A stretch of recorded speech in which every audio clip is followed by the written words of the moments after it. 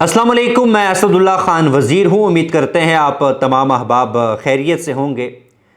नाजरीन, कहा जाता है कि पाकिस्तान अफ़गानिस्तान को स्ट्रेटेजिक डेप्थ के तौर पर ट्रीट करता है और अफ़गानिस्तान पाकिस्तान को स्ट्रेटेजिक डेप्थ के तौर पर सर्व करता है। लेकिन अगर हम देखें तो रियलिटी ये सामने आती है कि पिछले कई दिहाइयों से अफ़गानिस्तान भारत के लिए स्ट्रेटेजिक डेप्थ के तौर पर सर्व कर रहा है और भारत अफ़गानिस्तान को स्ट्रेटेजिक एसेट के तौर पर ट्रीट करता है। अब आप में से अक्सर लोगों के जहन में यह सवाल होगा कि आपने स्ट्रेटेजिक डेप्थ की बात की, तो ये स्ट्रेटेजिक डेप्थ है क्या चीज़? जब हम स्ट्रेटेजिक डेप्थ की बात करते हैं तो स्ट्रेटेजिक स्टडीज़ में, मिलिट्री स्टडीज़ में और बैनुल अक़वामी ताल्लुकात में स्ट्रेटेजिक डेप्थ उस जियोग्राफिकल स्पेस और पॉलिटिकल लेवरेज को कहते हैं जो एक मुल्क को यह कैपेबिलिटी फराहम करता है कि वो अटैक को रिस्पॉन्ड कर सके, काउंटर अटैक कर सके, अपनी फौज को रीऑर्गेनाइज कर सके और अपने इन्फ्लुएंस को बियॉन्ड इट्स बॉर्डर प्रोजेक्ट कर सके। अगर इसको मजीद समझने की कोशिश की जाए, जब हम मिलिटरीली स्ट्रेटेजिक डेप्थ की बात करते हैं तो स्ट्रेटेजिक डेप्थ का मतलब यह है कि आपके पास जो एक्स्ट्रा टेरिटरी होती है या जो फ्रेंडली रीजन्स होते हैं बियॉन्ड द फ्रंट लाइन उस एरिया को कहते हैं जहां पर आपके मोर्चे होते हैं। यानी आप बॉर्डर समझ लीजिएगा, या जब जंग चल रही होती है जहां से मेन अटैक हो रहे थे, जो आपके मेन मोर्चे होते हैं उससे उसका जो आपके मेन सेंटर्स होते हैं जहां पे आपकी आबादी होती है, मिलिट्री साइट्स होते हैं, उसके दरमियान जो फासला होता है। और मिलिटरीली आप उस टेरिटरी को, जब आपके ऊपर अटैक होता है और आपकी फौज पीछे हटती है, उसके बाद जब आप अपनी फौज को रीऑर्गेनाइज करते हैं ताकि आप काउंटर अटैक कर सके उस टेरिटरी को, उस फ्रेंडली रीजन्स को आप स्ट्रेटेजिक डेप्थ कहते हैं। लेकिन इसका एक और वर्जन भी है। स्ट्रेटेजिक डेप्थ जब आप नेबरिंग कंट्रीज में, किसी दूसरे मुल्क में अपने पॉलिटिकल, इकोनॉमिक और इंटेलिजेंस इन्फ्लुएंस को जब आप प्रोजेक्ट करते हैं, उसको यूटिलाइज करते हैं, तो वो आपके लिए एक बफर के तौर पर वो कंट्री सर्व कर रही होती है। उस रियासत की वो जगह आपके लिए बफर के तौर पर सर्व कर रही होती है और जब क्राइसिस आता है तो आपको लेवरेज प्रोवाइड करती है। अब स्ट्रेटेजिक डेप्थ के दो तरह के स्ट्रेटेजिक डेप्थ होते हैं। एक को हम कहते हैं इंटरनल डेप्थ और दूसरा होता है एक्सटर्नल डेप्थ। जब हम इंटरनल डेप्थ की बात करते हैं तो विद इन कंट्री, यानी आपके मुल्क के अंदर फ्रंट लाइन से, जहां से ये आपका बॉर्डर एरिया हो सकता है, जब जंग चल रही होती है, जहां से आप मेन इन्वॉल्व होते हैं अपनी एनिमी के साथ, जब आप इंगेज कर रहे होते हैं, उस एरिया से आपके जो अहम मराकज होते हैं, जहां पे आबादी होती है, आपके मिलिट्री साइट्स होते हैं, आपके रियासत का जो कैपिटल होता है, उसके दरमियान जो फासला होता है, जो टेरिटरी होती है, उसको हम इंटरनल डेप्थ कहते हैं, जो आपको ये एक स्पेस प्रोवाइड करता है ताकि आप अपनी फौज को रीऑर्गेनाइज कर सकते हैं। जितना ये स्पेस ज्यादा होगी उतना आपके पास एडवांटेज ज्यादा होगा। जब हम एक्सटर्नल डेप्थ की बात करते हैं तो एक्सटर्नल डेप्थ से मुराद वो असर रसूख या कंट्रोल होता है जो कोई मुल्क अपनी सरहदों से बाहर कायम करता है ताकि वो मुल्क उसे इजाफी दिफाई और स्ट्रेटेजिक बफर के तौर पर इस्तेमाल कर सके। अब हम बात करते हैं कि अफगानिस्तान किस तरह इस डेफिनेशन को सामने रखते हुए भारत के लिए एक्सटर्नल स्ट्रेटेजिक डेप्थ के तौर पर सर्व करता है। आप पिछले कई दिहाइयों से अफगानिस्तान की पॉलिटिक्स को उठा के देखें कि वो किसके मफादात को सर्व कर रहे हैं।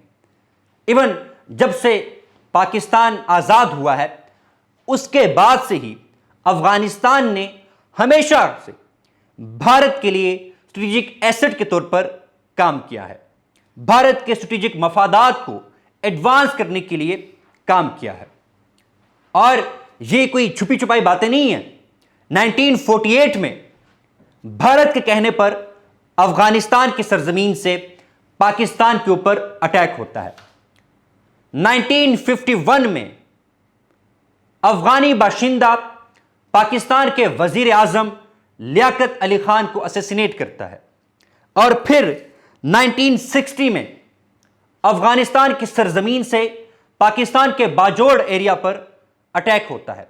1965 میں جب پاکستان انڈیا کے ساتھ جنگ میں انگیج تھا، اس وقت مومند جو علاقہ ہے، مومند کا قبائلی علاقہ جو ہے، وہاں پر افغانستان پاکستان کے اوپر اٹیک کرتا ہے۔ 1971 میں جب پاکستان سے بنگلہ دیش الگ ہوتا ہے، کابل میں باقاعدہ طور پر سیلیبریشن کی جاتی ہے۔ یہاں سے آپ اندازہ لگائیں کہ کس طرح افغانستان بھارت کے انٹرسٹ کو سرو کرتا ہے۔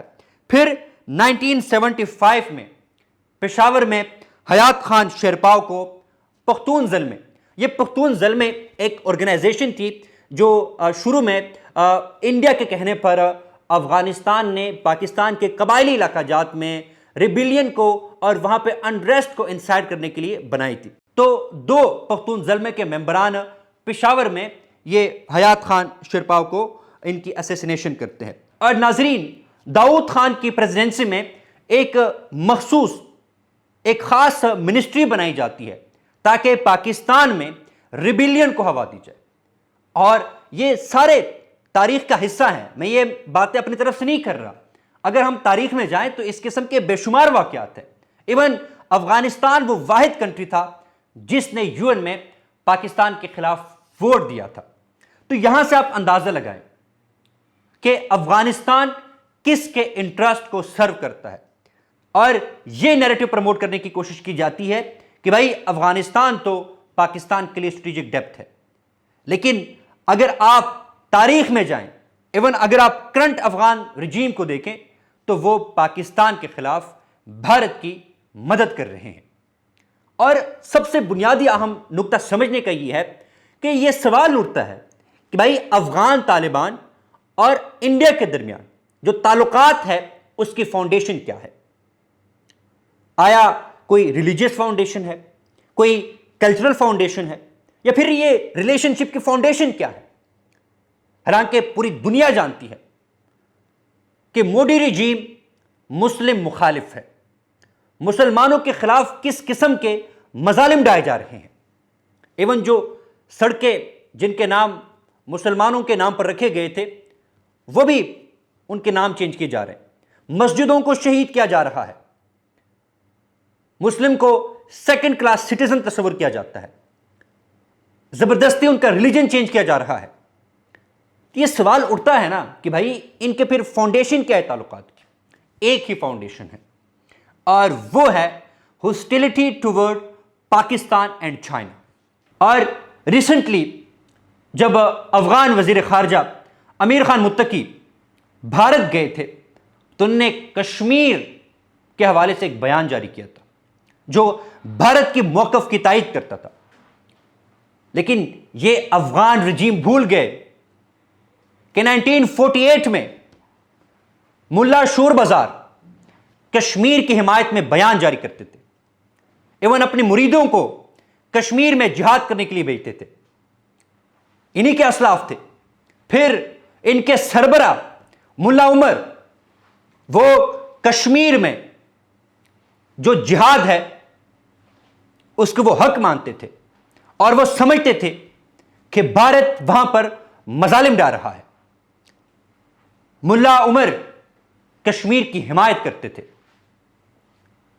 کہ کشمیر کو آزاد ہونا چاہیے، بھارت کے شکنجوں سے آزاد ہونا چاہیے۔ تو یہ اپنے اسلاف، اپنے سربراہان کا جو ویژن تھا اس کو وہ بھول گئے، اور آج بھارت کے پراکسی کے طور پہ کام کر رہے ہیں۔ یہی بھارت جو افغان طالبان کو دہشت گرد کہتا تھا، یہی بھارت، یہی مودی جو نتن یاہو کے ساتھ مل کر امت مسلمہ کو کمزور کرنے کے لیے کوششیں کر رہے ہیں، انہی کے ڈکٹیشن پہ یہ پاکستان کے خلاف برسر پیکار ہے۔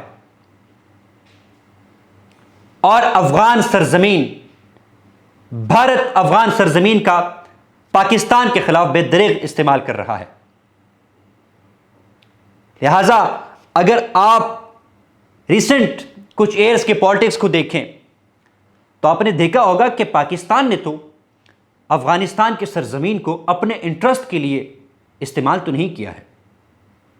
ایک مجھے بتائیں کہ پاکستان کا افغانستان میں کیا انٹرسٹ ہو سکتا ہے؟ ازبیکستان، چین، ایران، ان سب کے ساتھ پاکستان کے تعلقات اچھے ہیں، تو پاکستان کیوں افغانستان کی سرزمین کو کسی دوسرے کے خلاف استعمال کرے گا؟